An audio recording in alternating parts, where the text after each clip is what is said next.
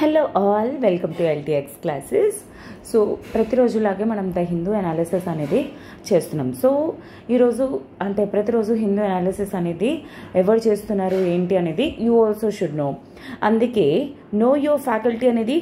And this is Shanti madam. Okay, so I have done my BA and MA and gave UPSC mains once and 6 years plus experience అనేది ఉంది. And మన LTX క్లాసెస్లోని నేను regularly current affairs, Indian society, social justice, sociology optional అనేవి నేను cover చేస్తున్నాను అనమాట. And అలానే in fact daily the Hindu analysis అనేది కూడా కవర్ చేస్తున్నాను, that you know. Okay, so yes, welcome to LTX classes. And ఈరోజు 8th April 2024 అండ్ ఈరోజు ద హిందూ అనాలిసిస్ అనేది కవర్ చేయబోతుంది Shanti ma'am. Okay, so yes, ఈరోజు ఫస్ట్ ఆర్టికల్ కాదు, in fact yes. So this is what I have chosen and this is what highly important from our GS3 perspective ఎకానమీలోని. And నేను ఇది main మీకు చూస్ చేయడానికి ఫస్ట్ పెట్టడానికి గల రీజన్ కూడా ఏంటి అంటే, ఇక్కడ కొంత డేటా అనేది ప్రొవైడ్ చేయడం జరిగింది. దిస్ ఈజ్ అంటే ఈరోజు ఢిల్లీ ఎడిషన్లోని ఫస్ట్ అపియర్ అయిందనమాట పోర్ట్స్ అండ్ లాజిస్టిక్స్ అని. And proud to cross the 400 million metric ton milestone. అంటే 400 million మెట్రిక్ టన్స్ అనేవి హోల్డ్ చేసే కెపాసిటీ అనేది ఇప్పుడు అదానీ పోర్ట్స్ అండ్ లాజిస్టిక్స్కి వచ్చింది. అండ్ ఆల్మోస్ట్ 1/4 ఆఫ్ ఇండియాస్ తాలూకా కార్గో అనేది వీళ్ళ తాలూకా పోర్ట్స్ ద్వారానే వెళ్తుంది. అయితే ఇదంతా వాళ్ళ అడ్వర్టైజ్మెంట్కి, that is all a different case. కానీ సమ్ టైమ్స్ మనం అడ్వర్టైజ్మెంట్ నుండి కూడా మనం తెలుసుకోవాల్సిన విషయాలు చాలా అవనేవే ఉంటాయన్నమాట. So for example like you must know about what is this logistics.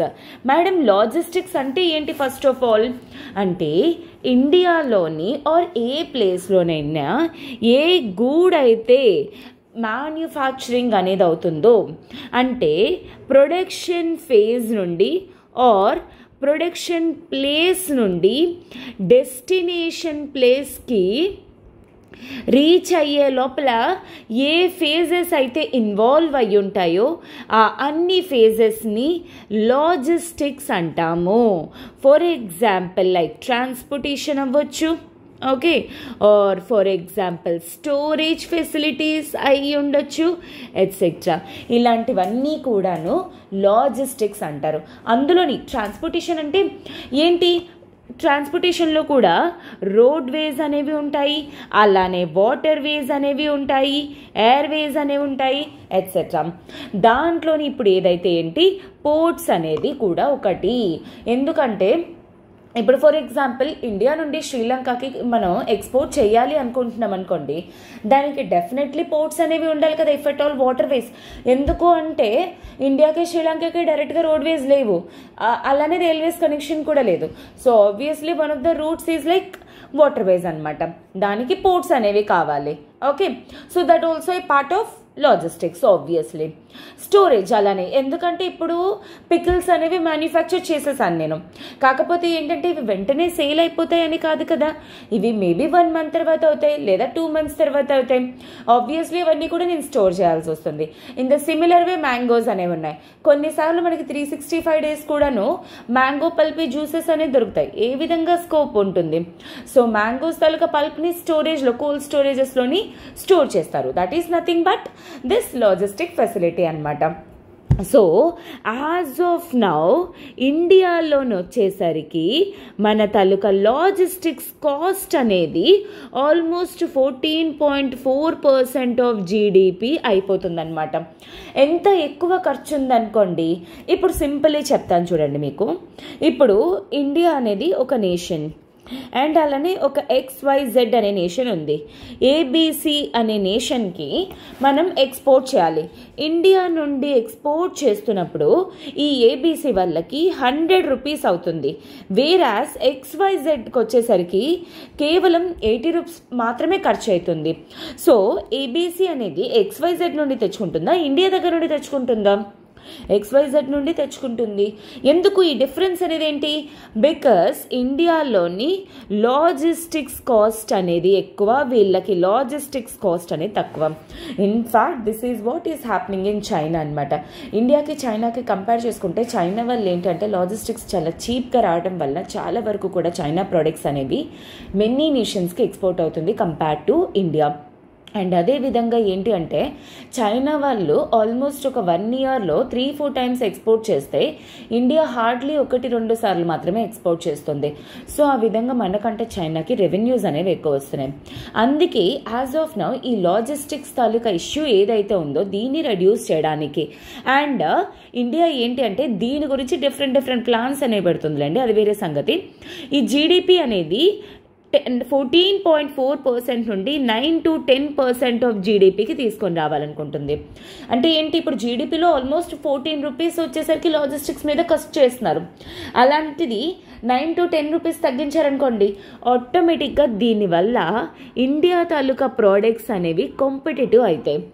ఇదే ఇప్పుడు మనకు కూడాను 80 కంటే తక్కువ, ఫర్ ఎగ్జాంపుల్ 79 రూపీస్ అయినా, ఫర్ ఎగ్జాంపుల్ 75 రూపీస్ అయినా కాంపిటేటివ్ అనమాట. 80-75 is a competitive price for ABC నేషన్కి అనమాట. ఆ కాంపిటేటివ్నెస్ మనం గ్లోబల్ లెవెల్లో ఇంక్రీజ్ చేయాలి అంటే లాజిస్టిక్స్ ఖర్చు అనేది రెడ్యూస్ చేయాలి. దీనికోసం అని చెప్పేసి government of India Bharatmala project అని, ఓకే, భారత్ మళ్ళీ వచ్చేసరికి ఏంటి అంటే రోడ్వేస్ అవి డెవలప్ చేయడము, రైల్వేస్ అవి డెవలప్ చేయడము, ఎక్కడికక్కడ ఇన్ఫ్రాస్ట్రక్చర్ బిల్డప్ చేయడం, అదంతా కూడాను. అండ్ అలానే సాగర్ మల్ల అనేది కూడా డెవలప్ చేస్తుంది. ఇది వచ్చేసరికి ఏంటి అంటే వాటర్ వేస్ అనేవి డెవలప్ చేయడానికి అనమాట. ఓకేనా?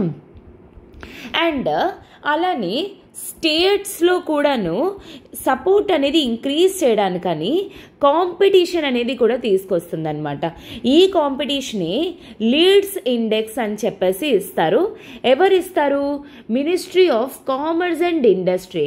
అండ్ గ్లోబల్ లెవెల్లో కూడాను, ఓకే, గ్లోబల్ లెవెల్లో కూడాను వరల్డ్ బ్యాంక్ అనేది లాజిస్టిక్స్ పర్ఫార్మెన్స్ ఇండెక్స్ అనేది కూడా ఇస్తుంది. 2023 నుండి ఇవ్వలేదు యాక్చువల్లీ. ఓకే, 2022-2023 ఉంది something, I don't remember exactly. Logistic performance index. So that ఏంటి అంటే ఇప్పుడు చైనాకి ఎంత ఖర్చు అవుతుంది, లేదా ఇండియాకి ఎంత ఖర్చు అవుతుంది, అమెరికాకి ఎంత ఖర్చు అవుతుంది అనేది మనకి కూడా తెలుసుకొని వాటి మీద ఇంట్రెస్ట్ అనేది పెట్టడానికి. So this is what actually ఈ యొక్క పర్టిక్యులర్ కేవలం ఒక అడ్వర్టైజ్మెంట్ ద్వారా మన ఇన్ని విషయాలు యూపీఎస్సీ పర్స్పెక్టివ్లో మనం తెలుసుకోవాల్సిన నెసెసిటీ అనేది ఉంది.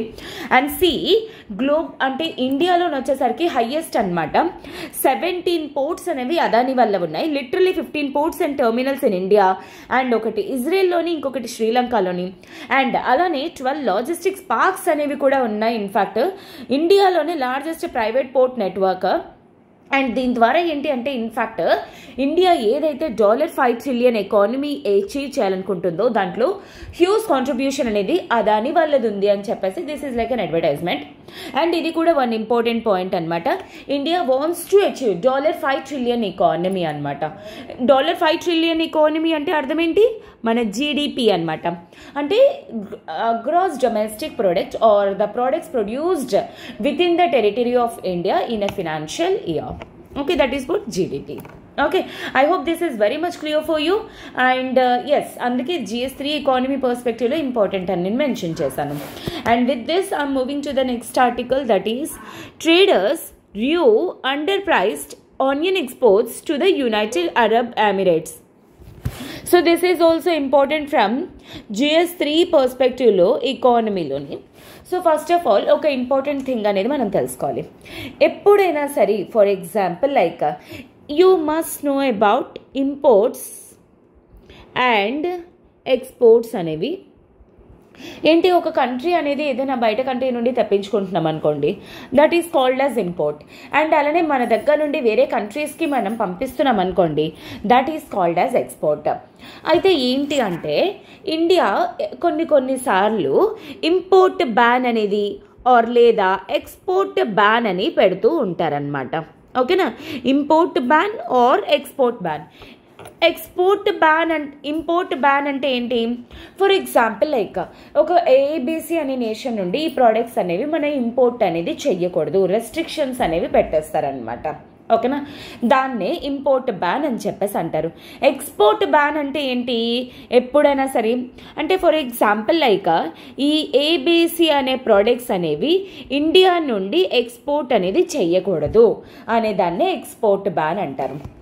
యాక్చువల్లీ ఆనియన్స్ మీద యూనియన్ గవర్నమెంట్ ఎక్స్పోర్ట్ బ్యాన్ అనేది వేసిందనమాట లాస్ట్ ఇయర్.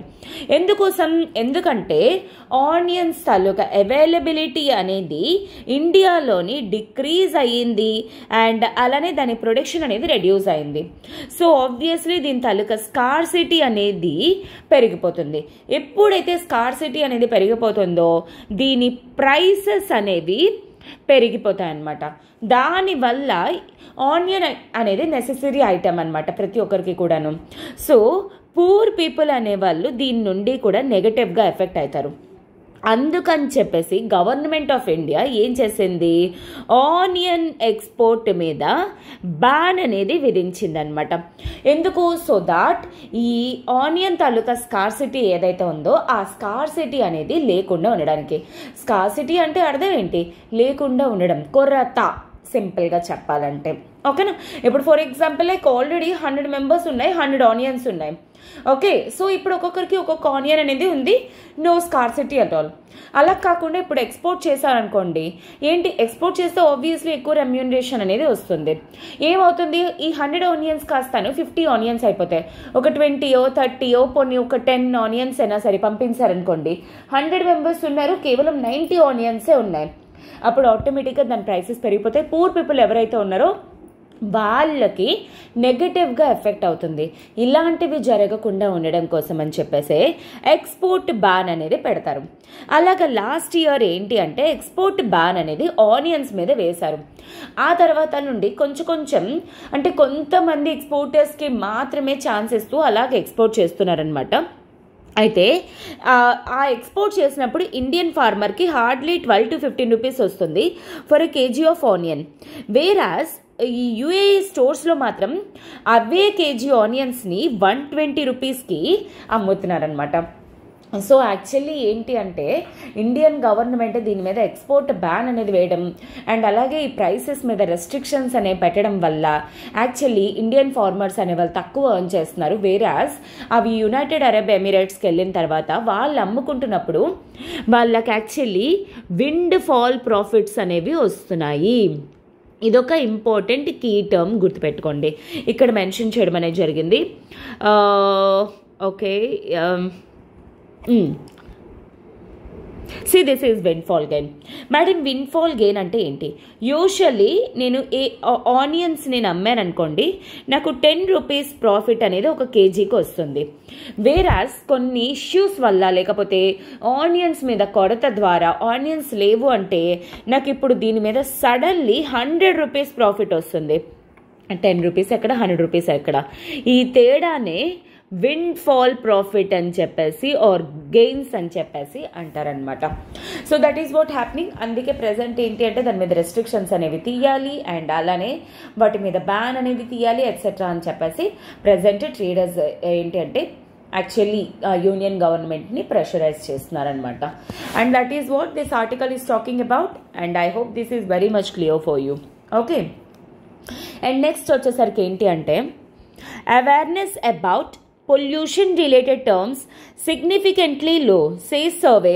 సో యాక్చువల్లీ ఈ సర్వే అనేది ఏంటి, ఈ సర్వే అనేది కండక్టెడ్ బై సాఫ్సాన్స్ అనమాట, conducted by NGO Chintan environmental research and action group. ఎక్కడ చేశారు ఇది?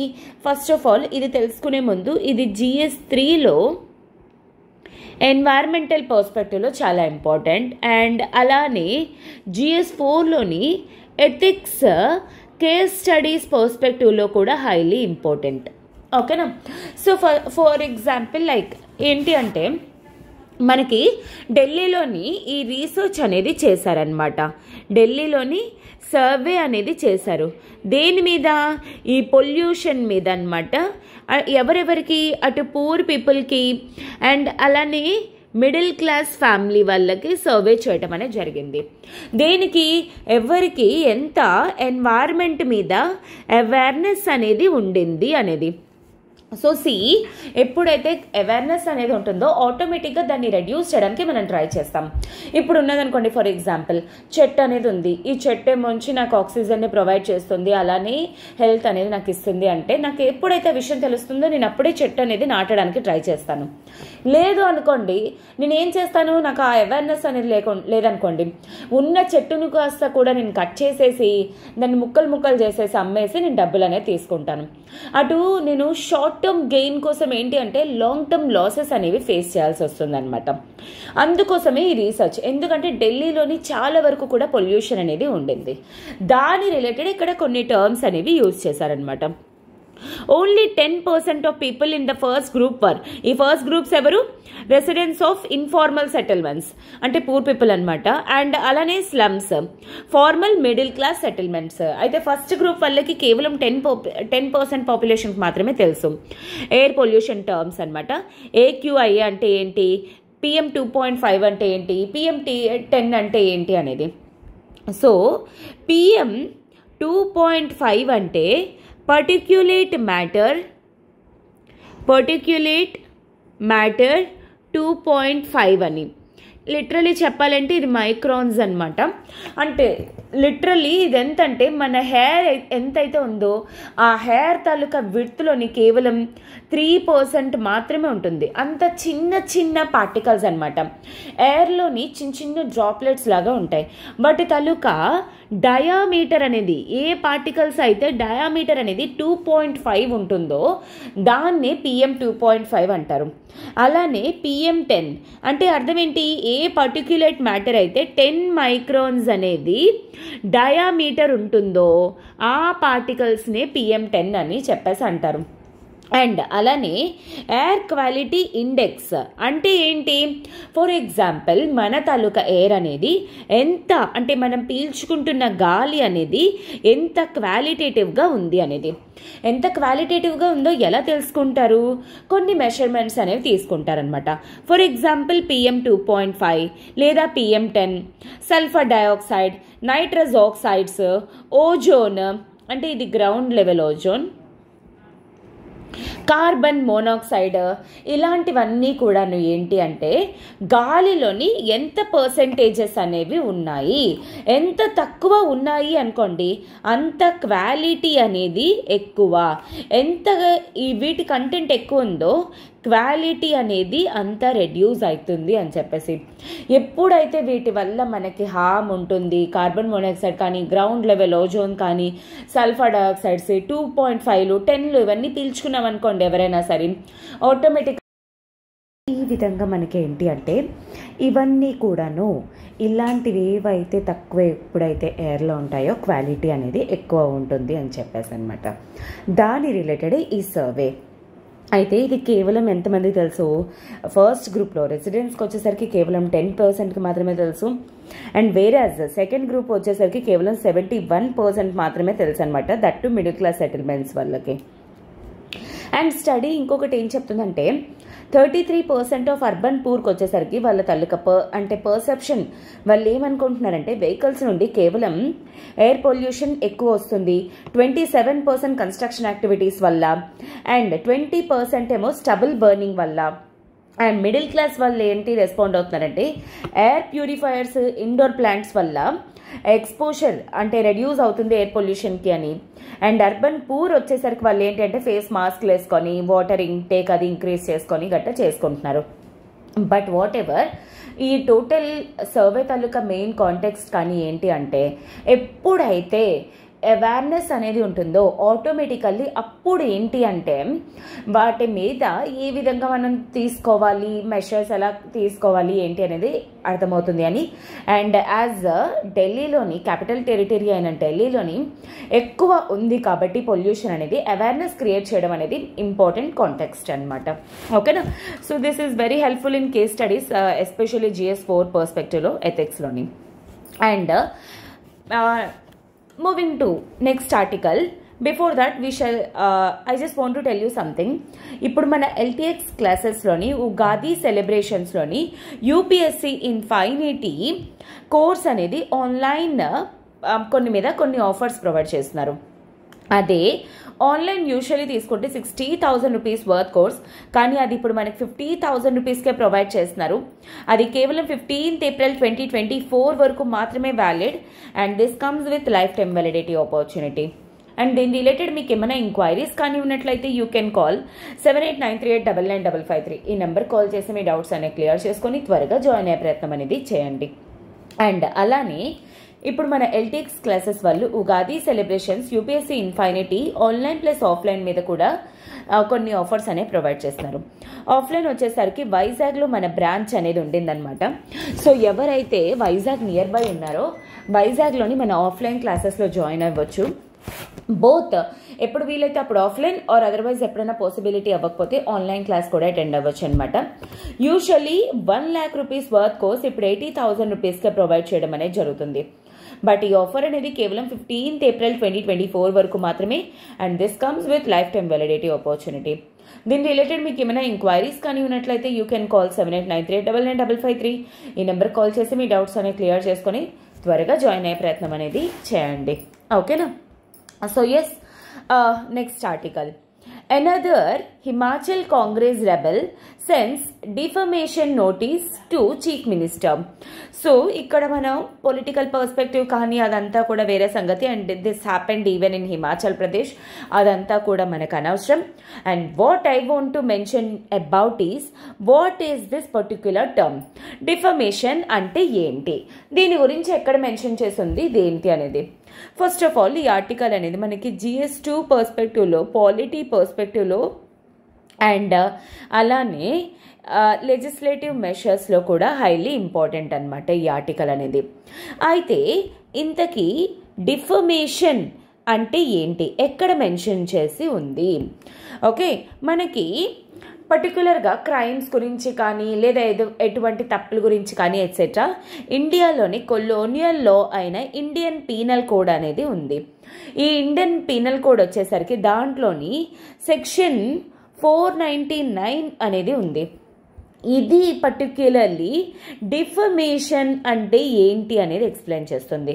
అయితే మేడం ఇంతకీ డిఫమేషన్ అంటే ఏంటి అంటే, ఏ పర్సన్ అయినా ఇంకొక పర్సన్ తాలూకా ఒకవేళ రెప్యుటేషన్ కానీ, రెప్యుటేషన్ అంటే ఏంటి, వాళ్ళ పరువు మర్యాదల్ని ఒకవేళ పాడు చేయాలి అని ట్రై చేస్తే త్రూ ఏ విధాలుగా, ఒకవేళ వర్డ్స్ ద్వారా కానీ లేదా సాంగ్స్ ద్వారా కానీ లేదా ఎటువంటి క్రిటిసిజం ద్వారా కానీ లేదా అదర్వైజ్ అంటే ఎనీ డయాగ్రామ్స్ రూపంలో కానీ, ఓకే, ఆర్ ఎనీ పోయం రూపంలో కానీ ఆర్ వాట్ ఎవర్ ఏ రూపంగానైనా సరే ఒక పర్సన్ తాలూకా రెప్యుటేషన్ కానీ పాడు చెయ్యాలి అనుకుంటే అండ్ ఒకవేళ ఒక యాక్టివిటీ చేయడం ద్వారా వాళ్ళ పరువు మర్యాదలు పోతాయి ఇంకొకరివి అనేవి ఉంటే అలాంటి ఒక పర్టిక్యులర్ పనులని డిఫమేషన్ యాక్టివిటీ అని చెప్పేసి అంటారనమాట.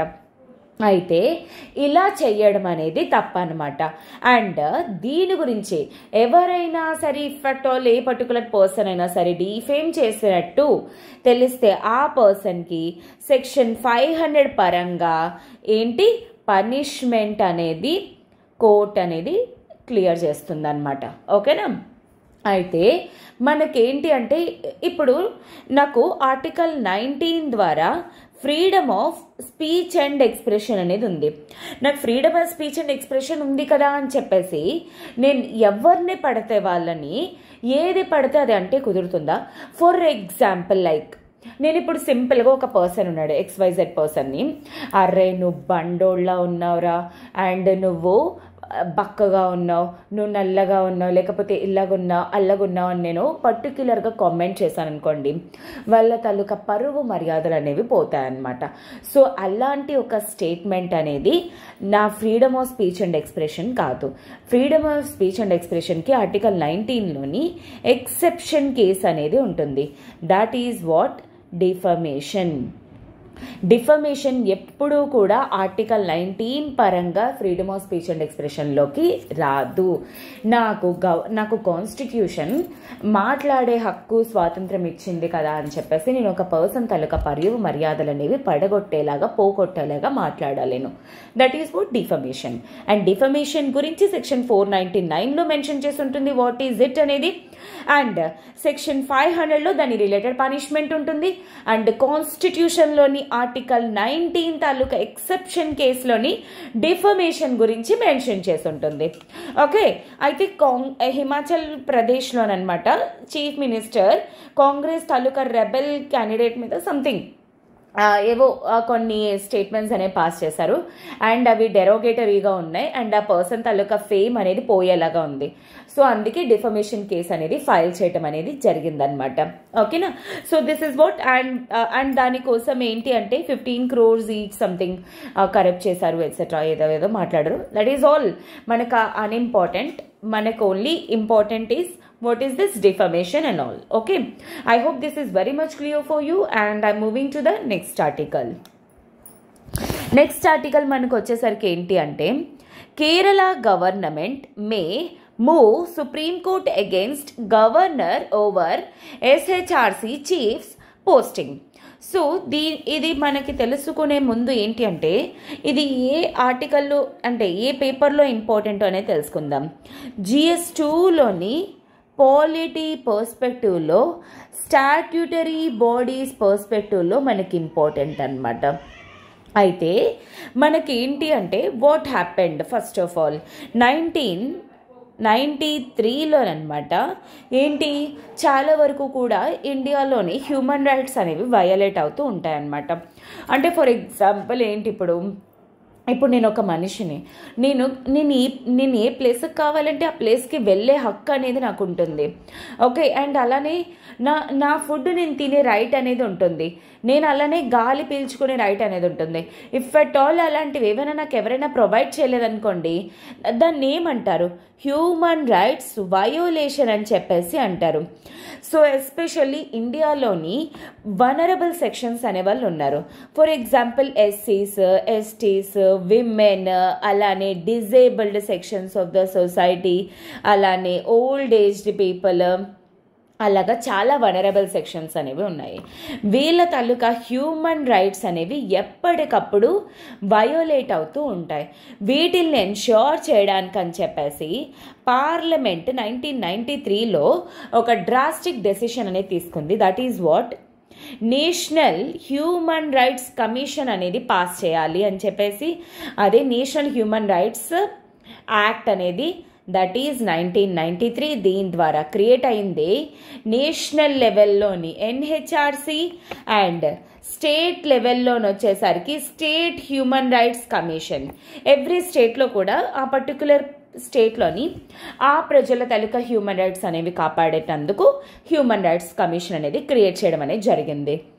అయితే ఇవి యాక్ట్ ద్వారా క్రియేట్ అయ్యాయి కాబట్టి వీటిల్ని స్టాట్యూటరీ బాడీస్ అని చెప్పేసి అంటారనమాట. అయితే NHRC వచ్చేసరికి నేషనల్ లెవెల్ కేసెస్ అనేవి డీల్ చేస్తాయి. అండ్ ఆ పర్సన్స్ అనేవాళ్ళు కమిషన్లో చైర్మన్ మెంబర్స్ వాళ్ళు ఉంటారు కదా, వాళ్ళని అపాయింట్ చేసేది ఎవరు? President of India. వేరే స్టేట్లోని వచ్చేసరికి స్టేట్లోని స్టేట్ గవర్నర్ అపాయింట్ చేస్తారు. అది కూడా ఏ విధంగా అపాయింట్ అనేది చేస్తారు? On the recommendations of consultation with ఏంటి అంటే స్టేట్లోని గవర్నమెంట్లోని చీఫ్ మినిస్టర్ అండ్ స్టేట్ తాలూకా హోమ్ మినిస్టర్ అండ్ అపోజిషన్ తాలూకా లీడర్ వీళ్ళందరినీ కన్సల్ట్ చేసి అపాయింట్ చేస్తారనమాట. ఓకే, అయితే what happened now? This is what appointment process అనమాట. SHRC తాలూకా chief state human rights commission. అయితే కేరళ గవర్నమెంట్ ఒక పర్సన్ తాలూకా నేమ్ని రికమెండ్ చేయడం అనేది జరిగింది గవర్నర్కి. అయితే ఏంటి అతను అంటే ఎప్పుడైతే వీళ్ళు ఏ నేమ్ అయితే రికమెండ్ చేస్తారో గవర్నర్ ఆ పని అనేది చెయ్యాలి యాక్చువల్లీ. కానీ గవర్నర్ ఏం చేశారు? అపాయింట్ చేయలేదు. అయితే ఇంకా కేరళ గవర్నమెంట్ ఇంకా సుప్రీంకోర్టుకి గవర్నర్ ఏదైతే చేయలేదో ఆ పని చెయ్యాలి అని ఆర్డర్ చేయడానికి సుప్రీంకోర్టుకి వెళ్లే ముందే గవర్నర్ ఆ నోటిఫికేషన్ ఆర్డర్ మీద సైన్ చేయడం అనేది జరిగింది. కానీ ఈ లోపల ఏ పర్సన్ అయితే అపాయింట్ చేశారో ఎవరు? మిస్టర్ మణికుమార్ అనమాట. అతను ఏం చేశారు, లేదు సార్ నేను ఇలాగా ఈ పోస్ట్ అనేది తీసుకోలేను, యాక్చువల్లీ అర్జెంట్లీ నా ఫాదర్ చనిపోయారు, నేను నా ఊరికి వెళ్ళాల్సి వస్తుంది, సో అందుకే ఇప్పుడు నేను ఈ పోస్ట్ని తీసుకోలేను అని చెప్పేసి అతను రిజెక్ట్ చేయటం అనేది జరిగిందనమాట mister Mani Kumar garu. That is all a different case. But one thing ఏంటి అంటే opposition party, state home minister, state తాలూకా చీఫ్ మినిస్టర్ వీళ్ళందరూ కలిపి తీసుకున్న డెసిషన్ డెఫినెట్లీ గవర్నర్ పాటించాలి వైల్ అపాయింటింగ్ SHRC అనమాట. అందుకే దానికి ఇంకా సుప్రీంకోర్టుకి వెళ్ళాలి అని డిసైడ్ అయ్యారు. బట్ ఈ లోపల ఇదంతా కూడా జరిగిందనమాట. ఓకేనా. So this is what in this perspective ఎప్పుడు పాస్ చేశారు. స్టాట్యుటరీ బాడీ అంటే ఏంటి, SHRC అపాయింట్మెంట్ ఎలా ఉంటుంది. అండ్ ఇక్కడ ఇంకొక ఇంపార్టెంట్ పాయింట్ గుర్తుపెట్టుకోండి, బోత్ NHRC కానీ SHRC కానీ మెంబర్స్ని కానీ చైర్మన్స్ని కానీ రిమూవ్ మాత్రం చేసేది ఎవరు, president of India. Those SHRC తాలూకా మెంబర్స్ని గవర్నర్స్ అపాయింట్ చేసినా సరే రిమూవ్ చేసేది మాత్రం president of India. That is what important point which you need to remember. Okay, I hope this is very much clear for you and I'm moving to the next article. But before that ఒక చిన్న announcement. ఇప్పుడు మన LTX classes వాళ్ళు ఉగాది సెలబ్రేషన్స్లోని UPSC prelims pack అనేది provide చేస్తున్నారు. ఈ యొక్క పర్టికులర్ ప్యాక్లోని 10 కోర్సెస్ అనేవి వస్తున్నాయి. History, geography, economy, polity, SNT, environment, CSAT, current affairs, prelims test series, NCERT foundation. అయితే ఇవన్నీ కూడా మనకి కేవలం 50,000 రూపీస్కే ప్రొవైడ్ చేస్తున్నారు. కాకపోతే ఇవి ఇప్పుడు ఉగాది సెలబ్రేషన్స్లోని 25,000 రూపీస్కే ప్రొవైడ్ చేయడం అనేది జరుగుతుంది. బట్ ఈ ఆఫర్ అనేది కేవలం 15th April 2024 వరకు మాత్రమే. బట్ ఈ కోర్స్ అనేది లైఫ్ టైం వ్యాలిడిటీతో వస్తుంది. దీని రిలేటెడ్ మీకు ఏమైనా ఎంక్వైరీస్ కానీ ఉన్నట్లయితే యూ కెన్ కాల్ 7893899553. ఈ నెంబర్కి కాల్ చేసి మీ డౌట్స్ అనేవి క్లియర్ చేసుకొని త్వరగా జాయిన్ అయ్యే ప్రయత్నం అనేది చేయండి. ఓకేనా. So yes, I shall move to the next article, that is editorial page లోని important article, main important article. అయితే gone too soon, the subject of youth suicide in India. So first of all suicide అంటే ఏంటి, ఎవరికి వాళ్ళు వాళ్ళ ప్రాణాలని అంటే అనుకోకుండా చనిపోవడం అనేది లేదు, వాంటెడ్లీ వాళ్ళ తాలూకా లైఫ్ని తీసేసుకోవడం అనేది actually what it called as suicide అనమాట. So suicide is not allowed in India. Like మనకి ఆర్టికల్ 21లో రైట్ టు లైఫ్ అనేది ఉంది, కానీ రైట్ టు డై అనేది అయితే మాత్రం లేదనమాట.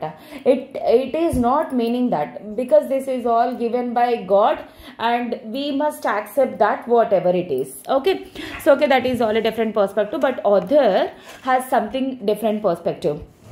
సో ఇది ఒక ట్రాజిక్ అండ్ అన్టైమ్లీ లాస్ అనమాట ఒక పర్సన్ తాలూకా లైఫ్. అండ్ ఇది వచ్చేసరికి more devastating and perplexing because it is a conscious volition act. అంటే ఏంటి, ఇది అన్కాన్షియస్గా చేసేది కాదు, తెలియక చేసేది కాదు, అండ్ అనుకోకుండా జరిగేది కాదు, అనుకొని తెలిసి చేసే పనే సూసైడ్ అనమాట. అందుకే ఇది చాలా డ్రాస్టిక్, డివాస్టేటింగ్, అంటే చాలా అంటే అనుకోనిది పరిస్థితి అనమాట. అయితే India has dubious distinction. India వరల్డ్లోనే హైయెస్ట్ నెంబర్ ఆఫ్ సూసైడ్స్ అనేవి జరుగుతున్నాయి. That has been given by NCRB reports అనమాట. 2022లోని ఆల్మోస్ట్ 1.71 lakh పీపుల్ చనిపోయారు 2022లోని. సో ఇలా చనిపోవడం ద్వారా పర్ 1 lakh పాపులేషన్కి 12.4 persons అనేవాళ్ళు చచ్చిపోతున్నారు. This is what suicide rate in India, the highest ever rate in India. But this figure estimates, in fact ఇవి కూడా అండర్ ఎస్టిమేటెడే.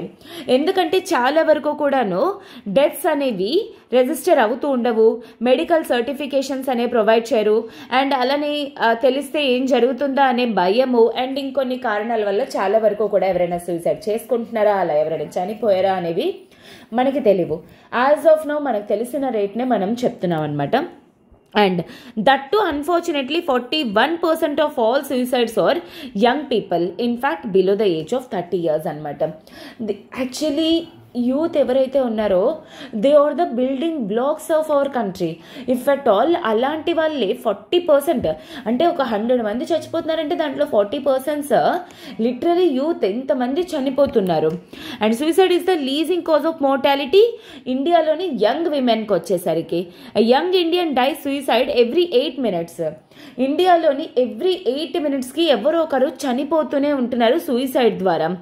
విచ్ అది కేవలం ఆ పర్సన్కే లాస్ కాదు, ఇన్ఫ్యాక్ట్ వాళ్ళ ఫ్యామిలీకి, సొసైటీకి, ఎకానమీకి and future of the country. And suicide in the young is a major public health problem in India. In fact this is the major health problem అనమాట. అయితే మేడం, ఇంతకీ ఎందుకు ఈ సూసైడ్ అనేవి జరుగుతున్నాయి? దీనికి కేవలం ఒక్క కారణం అనే చెప్పలేం. ఎందుకంటే ఈ కాలంలో మనం చూస్తున్నాం technology is one of the most important factor నా వరకు కూడాను.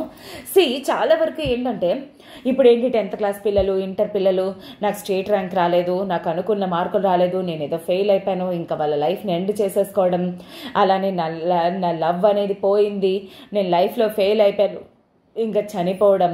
This is what.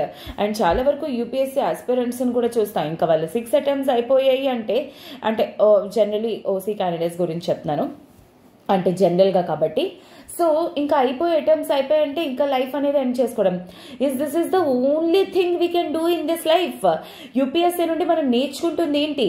UPSC is all about motivation and UPSC is all about the service we need to do to the society. So UPSC enter అయితేనే మనం చేయగలము service అనేది కాదు. It is the other way around. Okay, so that is what UPSC wants to teach us. కానీ చాలా వరకు ఇంకా attempts అయిపోతున్నాయి, నేను ఇంకా జాబ్ సాధించలేకపోయాను, నన్ను వాళ్ళు అలా అన్నారు, వీళ్ళు ఇలా అన్నారు, నాకు పెళ్ళి అవ్వలేదు, నాకు పిల్లలు పుట్టలేదు, ఎట్సెట్రా ఎట్సెట్రా. సో అందుకే ఒక్క సింగిల్ ఫ్యాక్టర్ అనేది కాదు యాక్చువల్లీ. అండ్ సూసైడ్ అనేది complex human behaviour, futile to locate a single causative factor. ఒక సింగిల్ ఫ్యాక్టరే దీనికి కారణం అని చెప్పేసి మనం చెప్పడం అనేది వేస్ట్ అనమాట. యంగ్ పీపుల్లో వచ్చేసరికి ఏంటి అంటే interaction between biological, psychological, familial and socio cultural factors, ఇన్ని కారణాల వల్ల చనిపోతున్నారనమాట. చాలా వరకు కూడా అడాలసెంట్ సూసైడ్స్ వచ్చేసరికి most commonly reported risk factors mental health problems అనమాట. ఫ్యామిలీ ఇష్యూస్ వల్ల 36%, అలానే అకాడమిక్ స్ట్రెస్, చదువుతో చాలా వరకు కూడా అంటే ఇంటర్ కాలేజెస్లోని గట్ట చనిపోతూ ఉంటారు, that is academic stress. And social and lifestyle factors వల్ల, అంటే వాళ్ళు తినే ఫుడ్ ఎట్సెట్రా చేంజెస్ వల్ల, వయోలెన్స్ వల్ల, ఎకనామిక్ డిస్టెన్స్, అంటే నాకు అప్పులు అయిపోయాయి, నేను అప్పులు తీర్చలేకపోతున్నాను, రిలేషన్షిప్ ఫ్యాక్టర్స్, నా లవ్ పోయింది, నా ప్రేమ చచ్చిపోయింది etcetera, physical and sexual abuse, examination failure, intergenerational conflicts, parental pressure and caste discrimination, ఇవన్నీ కూడా యూత్ సూసైడల్ తాలూకా మెయిన్ కారణం. అయితే వీటన్నిటికీ గల కారణం సింగిల్ ఫ్యాక్టర్ చెప్పండి. ఇన్ఫ్యాక్ట్ నా పర్స్పెక్టివ్ వచ్చేసరికి టెక్నాలజీ అనమాట. ఇంత ఎవరికైనా తెలుస్తుంది అంటే ఈరోజు టెక్నాలజీ లేదనుకోండి, అంటే మేడం టెక్నాలజీ ఉండడం తప్ప? No, technology is like a double edged weapon. దాన్ని మనం పాజిటివ్గా యూజ్ చేస్తే అది మనకు బెనిఫిట్ చేస్తుంది, దాన్ని మనం నెగటివ్గా యూజ్ చేస్తే it will only cause harm to the society. Okay, there are specific socio cultural factors అనమాట. యంగ్ గర్ల్స్ అండ్ విమెన్ వచ్చేసరికి అరేంజ్డ్ అండ్ ఎర్లీ మ్యారేజెస్, అలాగే వేగంగా తల్లులుగా అయిపోవడం, లో సోషల్ స్టేటస్, ఇంట్లో హస్బెండ్స్ అనే వాళ్ళు వైఫ్స్ని కొట్టడం, తిట్టడం లాంటివి, ఎకనామిక్ డిపెండెన్స్, ఇవన్నీ కారణాలు అనమాట విమెన్లోకి వచ్చేసరికి. Rigid gender roles and discrimination have also been implicated. అండ్ అలానే చాలా వరకు కూడాను ఇండియాలోనమాట 2095 ఫెయిల్యూర్ ఇన్ ఎగ్జామినేషన్ వల్ల 22లో చనిపోయారు అనమాట. A system of education with an emphasis on marks వస్తే ఇంకా ఇదైపోయినట్టు. And a 1-point examination system along with parental pressure and high expectation from oneself of the educational institution contribute to society. చెప్పాను కదా ఇందాక, ఇంకా 10th class fail అయిపోయామంటే, ఇంటర్లో fail అయిపోయామంటే, ఇన్ని మార్కులు రాలేదంటే, ఇంకా నా కొడుకు బాగా చదవలేదు, నా కూతురు బాగా చదవలేదు ఎట్సెట్రా, పేరెంటల్ ప్రెషర్, వీటి వల్ల. అలానే ఇప్పుడు కాంపిటీషన్ కూడా చాలా ఎక్కువైపోతుంది కాలేజెస్లో కానీ, అండ్ మీడియా హైప్ వల్ల అరౌండ్ రిజల్ట్స్ 111 222 333, అండ్ అలానే ఫస్ట్ వచ్చారు అంటే వాళ్ళకు బెంజ్ కార్లు, BMW కార్లు అవి ఇవ్వడం, వాటి వల్ల అనవసరంగా హైప్ అనేది ప్రొవైడ్ చేస్తున్నారు. And the shame associated with failure, months of pent up pressures కానీ, ఇమోషన్ రిజల్ట్ కానీ, highly emotional rot state. Competitive examinations also pushed many students to the edge. ఇప్పుడే చెప్పాను కదా, దాంట్లో వన్ ఆఫ్ ద థింగ్స్ వచ్చేసరికి I have seen many UPSC people అనమాట. In fact one of my friends also have done this particular thing which is very very very like చాలా హర్టింగ్గా అనిపించింది అనమాట. సో మాతో పాటు సేమ్గా ప్రిపేర్ అయిన ఒక పర్సన్ తన లైఫ్ని తను తీసేసుకోవడం అనేది, so it is like should not be a single factor. So tragically, even after obtaining a seat in prestigious professional college, academic pressure has led to many suicides. ఇంకా అదే కాకుండా పొద్దు నుండి రాత్రి వరకు చదవడం ప్రెషర్ అండ్ ఆల్కహాల్ సబ్స్టెన్సెస్ వలన risk factors అనేవి యూత్లో ఎక్కువైపోతున్నాయి. లాస్ట్ 2 decades లో internal use among the young especially drugs అవి కన్స్యూమ్ చేయడం 19 states నుండి అంటే సర్వే చేయడం ద్వారా ఆల్మోస్ట్ 20% కాలేజ్ స్టూడెంట్స్ అనేవి నెట్ ఎడిక్ట్స్ అయిపోయారనమాట. అలా కంటిన్యూస్ ఇంటర్నెట్ అది చూడటం. 1/3 young people are cyber bullied, అంటే ఆన్లైన్లో వాళ్ళని అంటే హెరాస్ చేయడం అనమాట. And of this subset 1/3 are suicidal. Teens who use social media for more than 2 hours a day are more suicide. అంటే 2 గంటల కంటే ఎక్కువ సోషల్ మీడియా ఎవరైనా వాడారనుకోండి, వాళ్ళకి ఎక్కువగా సూయిసైడ్ టెండెన్సీస్ అనేవి ఎక్కువ ఉంటాయి. This is like psychological thing. And మీడియాకి చాలా స్ట్రాంగ్ ఇన్ఫ్లుయెన్స్ ఉంది, especially vulnerable young people. Sensational reporting of suicide particularly by celebrity is followed by increased suicidal behaviour. ఎవరైనా ఒక పర్సన్ సెలబ్రిటీస్ అనే వాళ్ళు సూయిసైడ్ చేసుకొని చనిపోయారు అనుకోండి, ఇంకా వాళ్ళ ఫాలోవర్స్కి ఇంకా ఇలాంటి టెండెన్సీస్ ఇంకా ఎక్కువ అయిపోతాయి అనమాట. సో ఇండియాలోని a very young popular male actor in India chanipoyin tarvata there was a significant increase in searches on Google on how to commit suicide. You all know that person, okay? So very recently, and it was very very hurting too. And there are solutions also. First of all, mental health ane strong cheskovali, daniki daily yoga adi cheyandi, and also be calm, and definitely enough sleep, enough food ivanta teeskodam, alane physical exercise kani mental exercises avi cheyadam which gives us mental pressure anedi lekunda cheyadam. And also eppudu kuda baita things ki eppudu kuda influence avvakunda undali. But whatever, we shall see author aim points pettaru anedi. So ఏదో ఒక person believe చేయడం ద్వారా individual choices అనేవి change అయిపోవు. It is because of socio economic factors which are beyond their control. So overwhelming majority of young people who engage in suicide behaviour, there is often an alternative appropriate resolution of their problems. Young people can be taught problem solving, impulse control and emotional regulation skills along with improving help seeking behavior. So ఇలాంటివన్నీ చిన్నప్పటి నుండే help seeking కానీ, mental కంట్రోలర్ని తెచ్చుకోవడం, mental balances అవి తెచ్చుకోవడం కానీ, and అలానే మనకి ఎప్పుడైతే మెంటల్ డిస్ట్రెస్ అనేది జరుగుతుందో దాన్ని ఎర్లీ ఐడెంటిఫికేషన్ కానీ, దానికి ప్రాపర్ అంటే కౌన్సిలింగ్ అది తీసుకోవడం, and positive healthy life style, for example good food, regular physical activity, నేను ఇందాక చెప్పిన పాయింట్సే. అండ్ అలానే appropriate use of the internet, నాకు ఎంతవరకు రీసెర్చ్ కావాలో నేను అంతవరకు చేస్తే సరిపోతుంది. అండ్ అలానే సపోర్టివ్ ఫ్రెండ్షిప్స్ని ఎక్కువగా చేసుకోవడం, యోగా, మెడిటేషన్ అవి చేయడం, వీటన్నిటి ద్వారా ఏంటి అంటే మెంటల్ హెల్త్ ఇంక్రీజ్ అవ్వడంతో పాటు యంగ్ పీపుల్లోని సూయిసైడ్స్ అనేవి కూడా రెడ్యూస్ అవుతాయి అన్నమాట.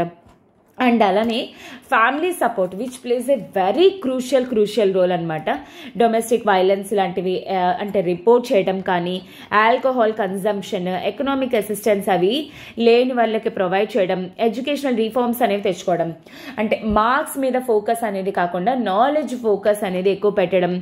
అలానే ఈ సూయిసైడ్ రిలేటెడ్ స్టిగ్మా అనేది పోగొట్టి ప్రజల్లోని ఈ కాస్ట్, రిలీజియన్ ఇలాంటివన్నీ కూడా ఎలిమినేట్ చేయడం ద్వారా, బ్రదర్హుడ్ ఫీలింగ్స్ అనేది తీసుకొని రావడం ద్వారా ఏంటంటే పాజిటివ్ ఎన్వైర్న్మెంట్ అనేది యంగ్ పీపుల్ మీద సెట్ చేయొచ్చు అనమాట. So in fact ministry of health వచ్చేసరికి ఏంటి అంటే 2019లోని ఒక టాస్క్ ఫోర్స్ అనేది పెట్టారనమాట. నేషనల్ సూయిసైడ్ ప్రివెన్షన్ స్ట్రాటజీ అనేది. ఫైనల్ స్ట్రాటజీ వచ్చేసరికి 2022లో November 21 నాడు స్టార్ట్ చేశారు. 10% అట్లీస్ట్ బై 2030 కల్లా రెడ్యూస్ చేయాలి అనేది. అండ్ ఇది వచ్చేసరికి ఎడ్యుకేషన్ ద్వారా, ఇన్ఫర్మేషన్ బ్రాడ్కాస్టింగ్ ద్వారా, సోషల్ వెల్ఫేర్ ఆల్సో, వీటన్నిటి ద్వారా ఏంటంటే ఇలాంటివి అవాయిడ్ చేయాలి అని చెప్పేసి. అండ్ ఇమ్మీడియట్ టాస్క్ వచ్చేసరికి ఏంటి అంటే ఈ తాలూకా స్ట్రాటజీస్ ఏవైతే ఉన్నాయో అన్ని స్టేట్స్కి కూడా పంపించాలి అండ్ స్టేక్ హోల్డర్స్కి కూడా. అండ్ దీనికోసం ఇనఫ్ బడ్జెటరీ అలికేషన్ అనేది చేయాలి అండ్ దీనికి తగిన స్ట్రాటజీస్ అనేవి కూడా ఇంప్లిమెంట్ చేసి ఎర్లీగా ఇంప్లిమెంట్ చేయాలన్నమాట. So this is what actually author is telling. No young lives should be lost by suicide in India due to silence and inaction. Silence ద్వారా ఇన్యాక్షన్ ద్వారా ఈ యూత్ అనేవాళ్ళు చనిపోకూడదు, ఎందుకంటే youth are like building blocks again and again. I'm telling that. Okay, so yes, this is what important from this article and which is like mains perspective lo చాలా important. GS2 paranga kani GS3 paranga health perspective lo చాలా important. Okay, I hope this is very much clear for you and I will be moving to the next article. So yes, implementing universal health coverage. Universal health coverage ante enti? For example, poor, middle class, rich వాళ్ళు ఉంటారనమాట.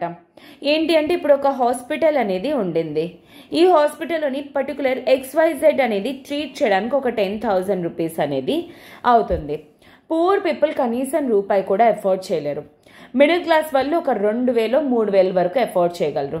Rich people ఈజీగా 10,000 ఏంటి 20,000-30,000 వరకు కూడా afford చేయగలరు.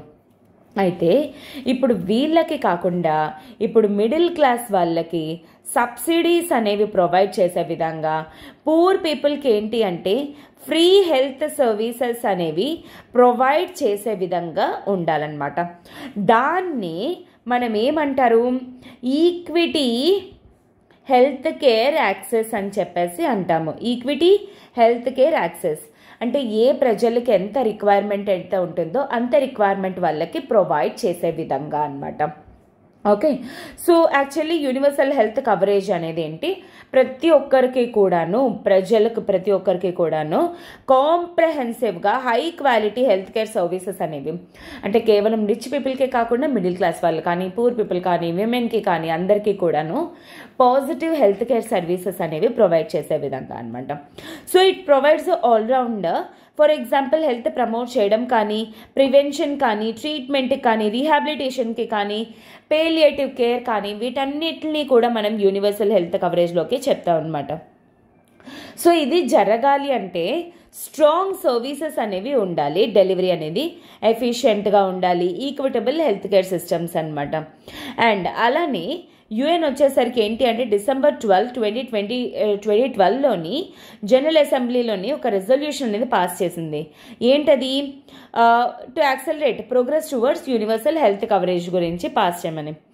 ఆ తర్వాత ఇండియాలోని హై లెవెల్ ఎక్స్పర్ట్ గ్రూప్ అనేది ప్లానింగ్ కమిషన్ పెట్టడం ద్వారా 2011లోని గవర్నమెంట్ ఒక అవుట్ మ్యాప్ అనేది గీసింది, ఈ యూనివర్సల్ హెల్త్ కవరేజ్ అనేది ఏ విధంగా చేయాలి అనేది. సో దానికోసం అని చెప్పేసి 2.5%కి అట్లీస్ట్ 2017 కల్లా ఇండియా తాలూకా జీడిపి ఖర్చు అనేది హెల్త్ మీద ఇన్వెస్ట్ చేయాలి అని చెప్పేసి. అండ్ అలానే నేషనల్ హెల్త్ పాలసీ 2017 కూడాను highest possible level of good health and well being అనేది universal access to good quality health care services without anyone having to face financial hardship as a consequence. So డబ్బులు లేకపోవడం వల్ల వాళ్ళకి health అనేది లేదు, health care services అనేవి provide అవ్వట్లేదు అనేది లేకుండా ప్రతి ఒక్కరికి కూడా ప్రొవైడ్ చేయాలి అనేది ఈ యూనివర్సల్ హెల్త్ కవరేజ్ పర్స్పెక్టివ్ అనమాట. సో 2012లోని యునైటెడ్ నేషన్స్ అనేది జనరల్ అసెంబ్లీ రెజల్యూషన్ పాస్ చేసిన తర్వాత దీని మీద ఫోకస్ అనేది ఇంకా ఎక్కువ అయిందనమాట. అండ్ రైట్ టు హెల్త్ ఇండియాలో one of the biggest problem is like this is not a constitutional provision అనమాట. మనకి right to life with dignity ఉంది, అంతేకాని రైట్ టు లైఫ్ అనేది కాదు, రైట్ టు హెల్త్ అనేది అస్సలు కాదనమాట. అయితే ఎప్పుడైతే హెల్త్ అనేది ఉంటుందో అప్పుడే నేను ప్రాపర్గా వర్క్ చేయగలను, అప్పుడే నేను ప్రాపర్గా చదువుకోగలను ఎట్సెట్రా, అప్పుడే ప్రాపర్గా ఎకానమీకి కూడా కాంట్రిబ్యూషన్స్ అనేవి ఉంటాయన్నమాట.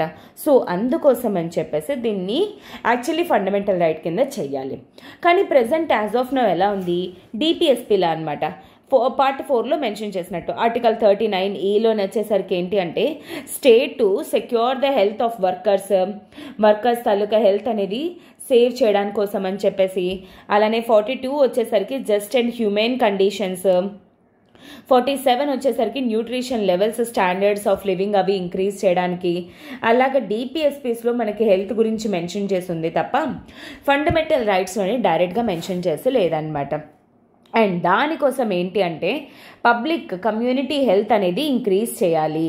అండ్ ఈ పంచాయత్స్, మున్సిపాలిటీస్ కూడా రెస్పాన్సిబిలిటీ అనేది ఉంది under article 243G of Indian constitution.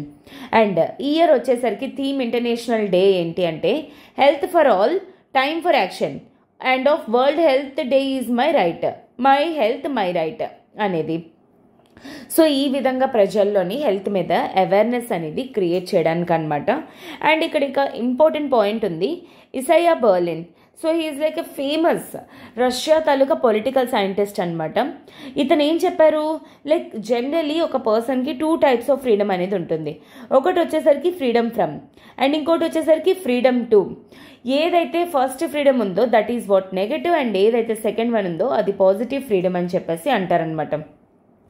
ఎందుకంటే ఫ్రీడమ్ ఫ్రమ్లోని చాలా ఆబ్స్టికల్స్ కానీ అవన్నీ కూడా కన్స్ట్రైంట్స్ అవి ఉంటాయి. వేరస్ ఫ్రీడమ్ టు వచ్చేసరికి ఏంటి అంటే possibility and anonymously like achieving the individual or collective purposes అనేవి అచీవ్ చేయడానికి అనమాట. And constitutional right to health is critical to breaking the vicious cycle of property. దీన్ని దీన్ని రైట్ టు ఫండమెంటల్ రైట్ కింద చేయడానికి. ఎందుకంటే పిల్లల్లో కానీ ఎవరైతే ఎక్కువగా ఉంటారో అలాంటి వాళ్ళ తాలూకా మెంటల్ హెల్త్ అనేది రెడ్యూస్ చేయడానికి అనమాట. And the 2 critical components of USA policy is strengthening primary health care, reducing out of pocket expenditure.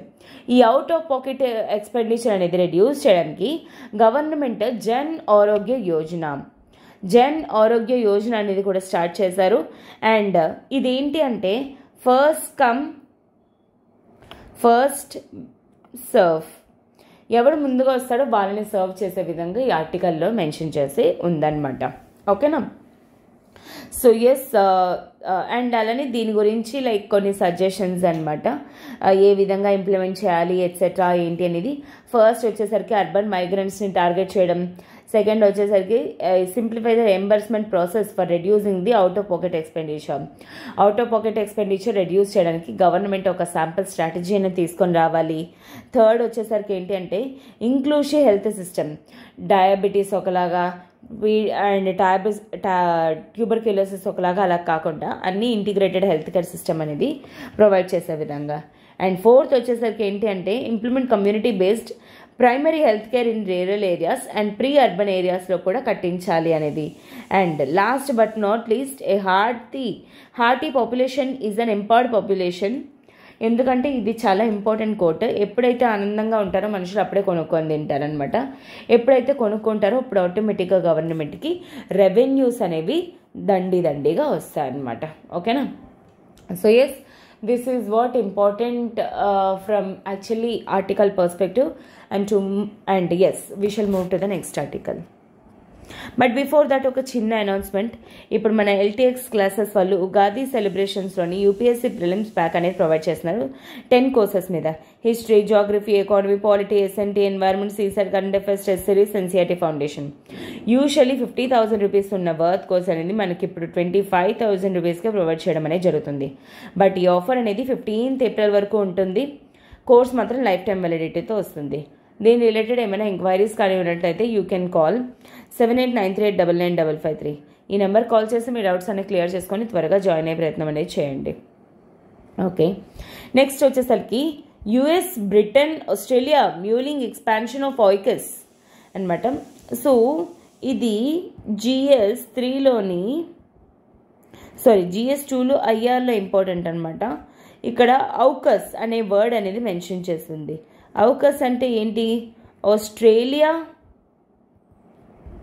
UK, Britain, United states of America, వీళ్ళ ముగ్గురు అనమాట. అయితే ఏంటి అంటే వెరీ రీసెంట్లీ అమెరికా వచ్చేసరికి ఏంటి అంటే న్యూక్లియర్ పవర్డ్ అటాక్స్ అనేవి, సబ్మెరైన్స్ అనేవి ఆస్ట్రేలియాకి పంపిస్తాను అని.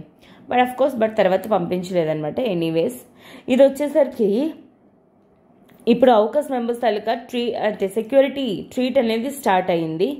అండ్ అలానే it will be involved as deterrent from China against China.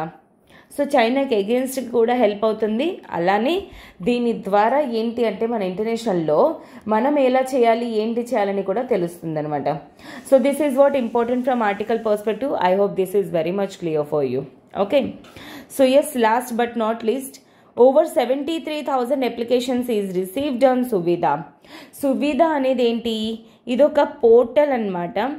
ఎప్పుడైతే ఎమ్మెల్యేస్ కానీ ఆర్ ఎంపీస్ కానీ వాళ్ళు ర్యాలీలు అవి చేస్తారు అండ్ ప్రజలతో పాటు నడుస్తారు, వాకింగ్ చేస్తారు. అలాంటప్పుడు ప్రజలు ఏంటి అంటే ఆ పరువు కోసం వాళ్ళు వాళ్ళ పరువు కోసం వాళ్ళు ఏంటి అంటే ఆ సీఎం పదవులని పిఎం పదవులని చెప్పేసి తప్పు పనులు చేస్తూ ఉంటారు. అండ్ దానివల్ల చాలామంది ప్రాణాలు అనేవి చచ్చిపోతూ ఉంటాయి. ఓకే, అండ్ అలానే ఇన్ఫ్యాక్ట్ వీళ్ళు ర్యాలీస్ కానీ ఆర్ వాకింగ్స్ కానీ ఇలాంటివి ఏవైనా చేస్తున్నప్పుడు వీటికి వాళ్ళు ఎక్కడ చేస్తారు, ఏ పర్టికులర్ ఏరియాస్లో చేస్తారు అనేది ఎంక్వైరీస్ అవి చెయ్యొచ్చు. అండ్ అలానే అప్లికేషన్స్ అనేవి కూడా పెట్టుకోవచ్చు అనమాట. అయితే ఇదంతా కూడా ఎక్కడ జరుగుతుంది, సువిధ పోర్టల్లోని జరుగుతుంది. ఓకే, అండ్ ఈ సువిధ పోర్టల్ అనేది ఎవరిది, ఎలక్షన్ కమిషన్ది. దేనికోసం, ఎలక్షన్ పిటిషన్స్ ఏవైతే ఉన్నాయో వాటిల్ని అగ్రీ చేసి సైన్ చేయడానికి అనమాట. సో నాది ఈ పర్టికులర్ పార్టీ, నేను ఈ పర్టికులర్ డే నాడు నేను ఈ పర్టికులర్ ఏరియాకి వెళ్ళి నా పార్టీ గురించి నేను క్యాంపెయిన్ చేసుకుంటాను అనే విషయం అనమాట. సో ద సువిధ పోర్టల్ వచ్చేసరికి పర్మిషన్స్ ఫ్రమ్ ఆర్గనైజింగ్ ర్యాలీస్ కానీ, బుకింగ్ వెన్యూస్ కానీ, అంటే ఓపెనింగ్ టెంపరీ పార్టీస్ కానీ, ఆఫీస్ తాలూకా డోర్ టు కాన్వాసింగ్ కానీ, వీడియో వ్యాన్స్ కానీ, అండ్ యూజ్ ఆఫ్ హెలికాప్టర్స్ హెలీప్యాడ్స్ కానీ, అండ్ అబ్టైనింగ్ వెహికల్ పర్మిట్స్ కానీ, డిస్ట్రిబ్యూటెడ్ పాంఫ్లెట్స్ కానీ, ఇవన్నీ కూడా ఏంటి అంటే ఏ విధంగా చేయాలి, ఎలా చేయాలి అనేది ఈసీ వాళ్ళకి యాక్చువల్లీ వాళ్ళు లెటర్ అనేది రాసుకోవచ్చు. ఆ తర్వాత ఎలక్షన్ కమిషన్ అనేది రిజల్ట్ అనేది ప్రొవైడ్ చేస్తుందన్నమాట. ఓకేనా, సో ద టోటల్ రిక్వెస్ట్ వచ్చేసరికి 11,200 15% రిజెక్ట్ అయిపోయి 10,819 పర్సన్కి నిజంగానే కేసు అనేది వచ్చిందనమాట. ఓకేనా, so I hope this is very much clear for you. And with this I shall move to the next article.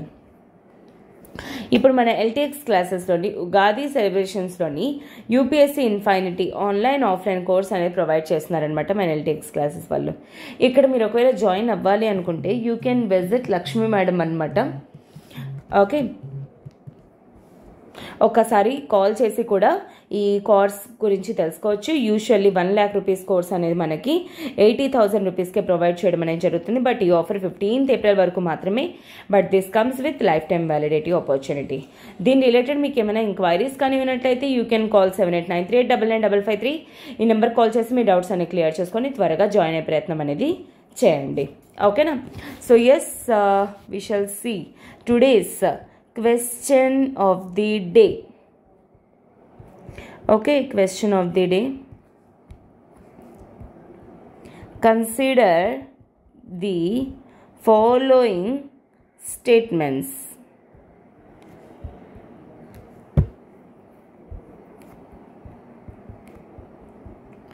Defamation word not mentioned in any statute in India. Okay. Article 21 talks about exception to defamation. Which of the following are true?